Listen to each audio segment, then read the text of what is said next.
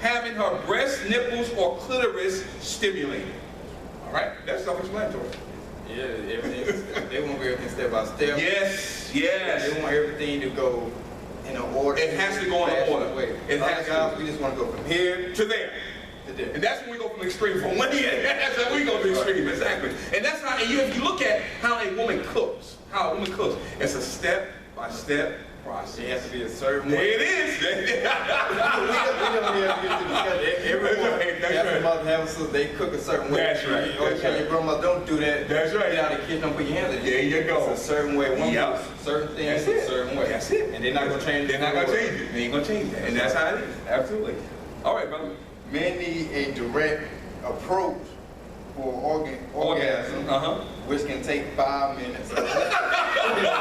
So that's why women sometimes get upset with men when they consent to the sexual act, and then you get into the act and you shoot off, have an orgasm in less than 2 minutes. You ain't did nothing. That's right.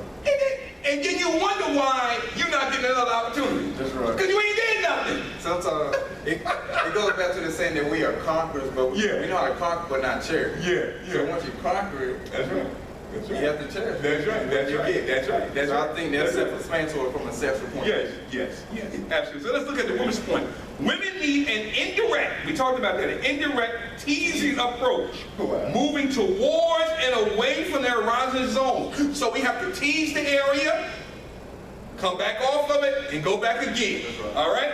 Which can take 20 minutes. There is the oven approach. You got to warm it up. It's a step. It's a process.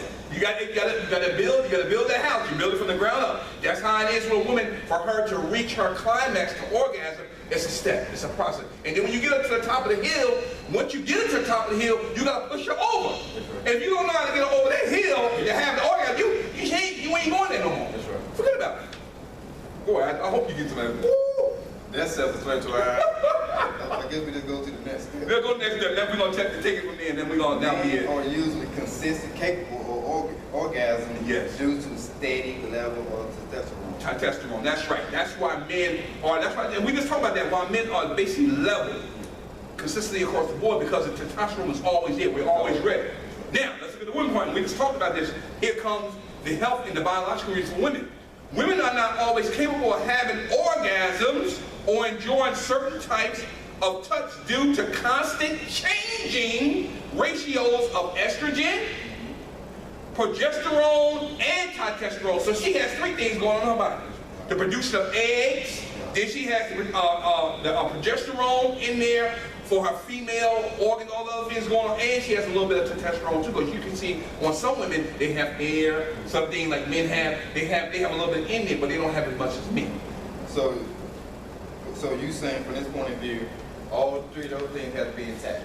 Yeah, well, all those 3 things are not acting, they're not all even at one given time. They all have to be even for a woman to... Not necessarily. One could be high, her drive for having sex one day, we were just talking about her estrogen could be high, and she want to have sex, but then the next day or 2 days later, y'all were talking earlier, and then she not feeling good, something had switched in her body. Okay. Due to stress, due to a bill had to pay, she'll lose all that, and then those levels may shift up. Okay. Just that quick. It's not she has no control. This is how her body operates, and her needing that under protection, being provided for, and being loved and cared for, all that's part of that, and that affects those levels. Okay. That's how it happens. That's why it happens. All right. Now I hope we set the table good for you, so you can eat some good stuff tonight. All right. Now we're gonna get into our lesson for the night: when sexual rejection turns deadly. Brother Dwight, lead us off with scripture. For though we walk in the flesh, we do not war according to the flesh. Yes. For the weapons of our warfare are not carnal, but mighty in God. Yes. For pulling down strongholds, casting down arguments, and every high thing that exalts itself against the knowledge of God. Yes. Bringing every thought into captivity to the obedience of Christ, and being ready to punish all disobedience when your obedience is fulfilled. That is 2 Corinthians chapter 10, verses 3 through 6. That's a powerful one. Yes, it is. Yes, it is. Very, very, very, very powerful. Because when we talk about the sexual temptation part, we know it's imagination. It's about fantasy, about a woman being there for our availability, and that what it does, it casts, once we see something, if we dwell on it too long, so you remember we talked about this a couple of weeks ago, all those ideas, how many seconds do we have? To cast 3 seconds to cast, that's a long time. If you don't cast down within those 3 seconds, then it's going to be burned into your imagination. And then once you think about it, it's going to go into your heart, and then what you're going to do then?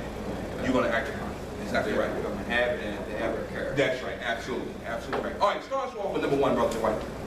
So why sexual rejection is so difficult for men? Yes, yes. That's a question that just pounding. Yes, yes. Sexual rejection is an issue men deal with on a constant basis. Yes, yes, he does. Yes. It's why most of us are reluctant to approach a woman for a date or even approach our wives, girlfriend for physical companionship. Yes, yes. Rejection in any form is difficult for any of us. Yes. I mean us, we're talking about men. Yes, that's correct. But sexual rejection is something that really tends to hit home for men. And what does that mean to you when you just read that? And what does that mean when we're dealing with why is sexual rejection so difficult for men? What does that mean to you by that statement that you just read? This by the statement it says it's so difficult. Again, when we have sex with a woman, we make sure that we do what we make sure we put it down. That's why this majority of our pride and our confidence come from. Yes. So when we get rejected sexually, we like, well, I ain't had time to do what I had to do it. Are you accepting me? So mentally, the man taking it as you rejecting me, you rejecting me as a person. Now his confidence, his pride, it's being hurt. So he's like, so sometimes he questions himself.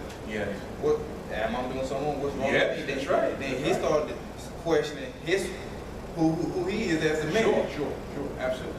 So then he can get into this little isolation mode. There it is, isolation, there it is. And start going through depression, depression. It's a whole series of things that a man can encounter by just being rejected. Absolutely. Because we use sex as our outlet for the majority of our stress and things like that, what we deal with facing life. Like, hey, babe, I had a long day at work, boss stressed me out, just had sex versus a woman. Babe, I had a long day at work, stressed out, just want to lay down.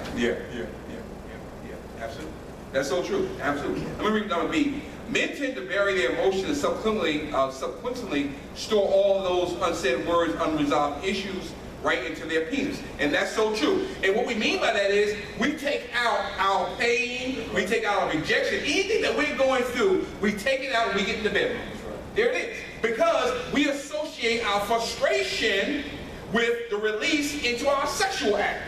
That's how we get the release of that stuff is on my mind. I had some good sex tonight. I can get some sleep now. But that's the wrong way to do it. But what happens is, so really, you're not making love to that woman. You're physically abusing her through a sexual act. Because you take out on your pain and frustration that somebody took out on you, whether you had a hard day at work, maybe somebody cut you off in the road, maybe you had an argument with somebody, and something happened at the store, whatever, you take that into the bedroom and not really going there to satisfy the woman, you go in there just to get your frustration out. That's right. So when it says a lot of unsaid words and unresolved issues. Yes. So that's another sign that men face. Like, we don't talk things out there. Like, where we have sex, it's gone. Yeah, that's right. That's right. It's still there. It's still there. It's still there. But that's just our excuse to get in the bed, to get our nut off. I'm not looking to be. This is what it is. And get that off towards weakness and rest, and then we'll try to deal with it later, but we never deal with it. All we do is put a Band-Aid on it, and it's still there. It's still there. Put a Band-Aid on top of it. Exactly. Until something bigger happens, and then the explosion happens, and then that's when the violence comes into play. From all those unsaid issues. While women, they talking everything. Absolutely. There you go. Okay. Number C, brother Dwight. when we attempt to make that connection with our significant other, only to be consistently pushed away or rejected, it is very difficult for us as men to separate the physical act from the personal identity associated. Yes, yes. In other words, when our significant other reject our physical advance, they fully reject us as men. At least in our eyes. That's right. Many women feel this interpretation by men is totally radical. Yes. Many women say phrases like, I don't know why he takes it so personal. I'm not rejecting him. I just don't want to have sex. So what does that mean to you? Because that's a powerful statement there, dealing with, he feels that he's being rejected as a man. It goes back to what we were talking about just a few seconds ago, 2 minutes ago, about how men take everything, their frustration, what they go through in life, through sex. Sex is basically, it's a man's identity. Yeah, yes, you said the word. So, yes. A woman, that's not a woman's identity. Sex is not her identity. No, it's not. It's not. She like the talking, the romantic gesture, she like the romances, intimacy, stuff like that.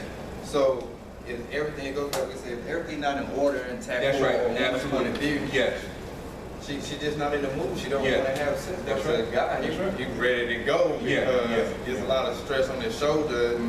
He just want to release it. Yeah, he just want to release it to his payments. That's right. That's how it is. Just want to listen to her talk. That's right. That's right. All right. Now let's give you some analogies here.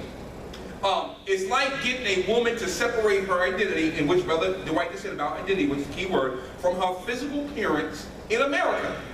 It's almost impossible to do that on a mass scale. Now, you can't separate any woman you see. She gonna get those nails done, she gonna get that hair done, she gonna have the shoes, she gonna have the clothes, she's just gonna be flying out, right or wrong. Fingernail color matching the first or the eyelash. We have to pay attention to that. And if we say something about a woman's appearance and how she looks, oh brother, you just started World War III. You better go out the door. So, just like we as men cannot separate sex from us, you can't separate a woman's appearance from her because that's part of her makeup. So this where I understand part from a relationship point of view. I guess for the viewers, if a woman and a guy, you in a relationship, you watching this right now.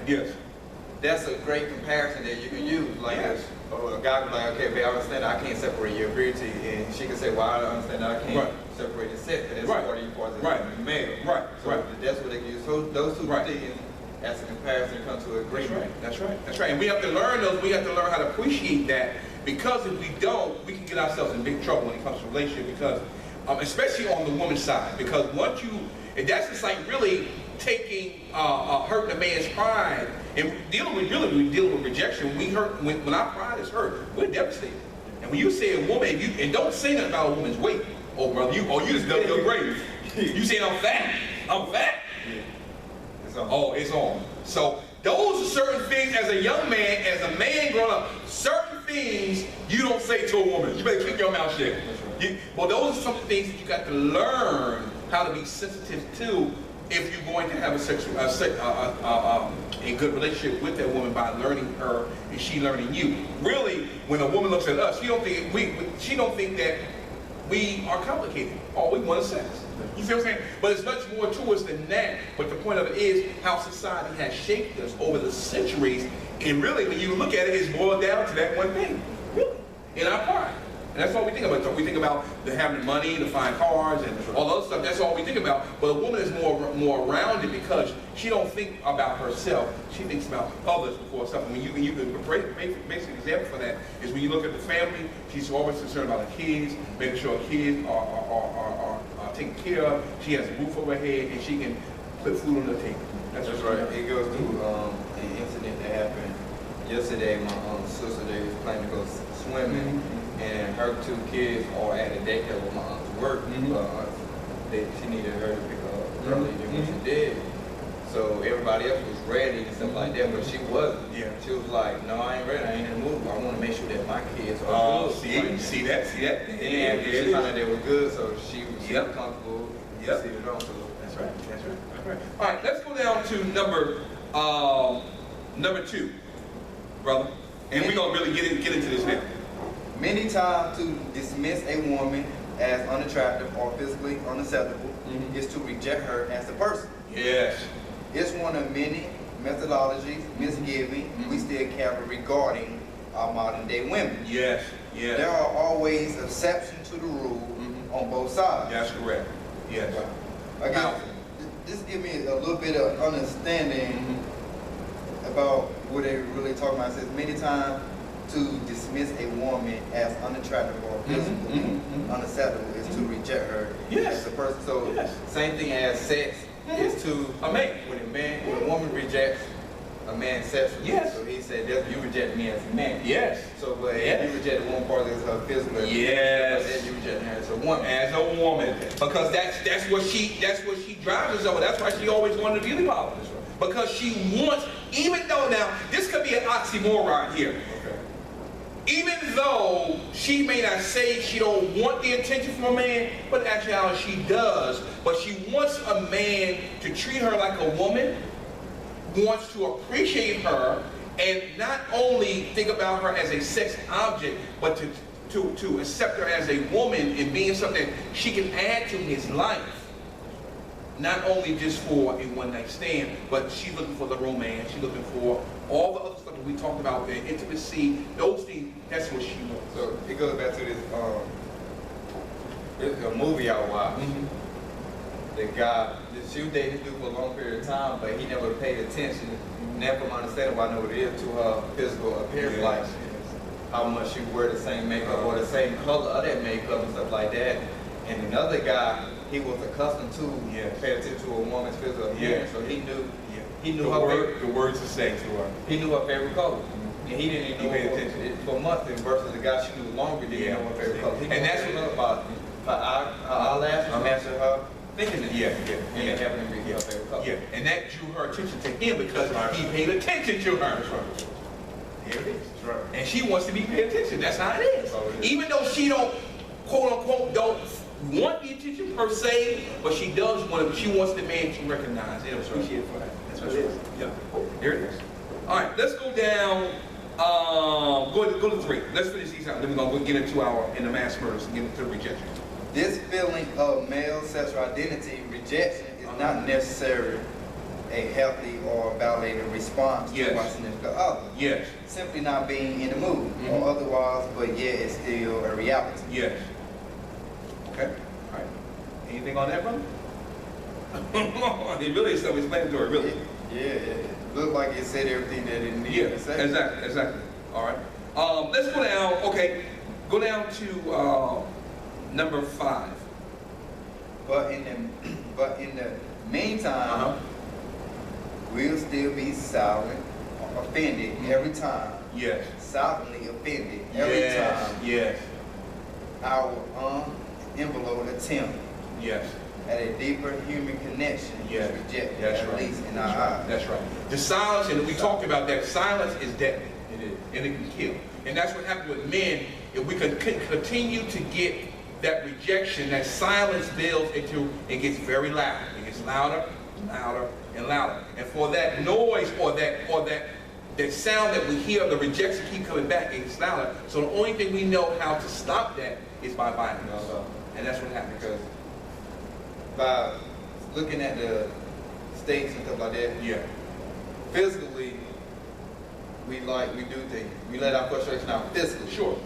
But really not mentally or emotionally. We don't know how to do that. We don't know how to do it mentally. So that's why if we don't get the sex physically, that's our first, looking at it from reading and putting everything together, that's our first line of defense.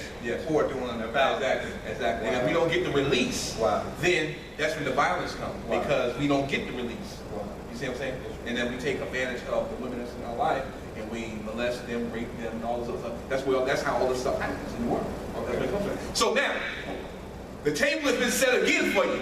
Now we want to get into, and I know many of you, and we're going to talk about this again on next week, dealing with another issue, dealing with the mass murders. I know some of y'all have heard about a month ago, 3 or 4 weeks ago, how the young man, Elliot Roger, in Ala Vista, California, how rejection of women against him turned him against beautiful women that he thought he would be attracted to, or they would be attracted to him because he had his family. Matter of fact, his father I think was a filmmaker in California. Even though his father and mother are separated, he had a nice BMW. He had money. If his father, if he needed money, he can get the money. It was no problem. But he felt having those things and being an alpha male would draw the women to him.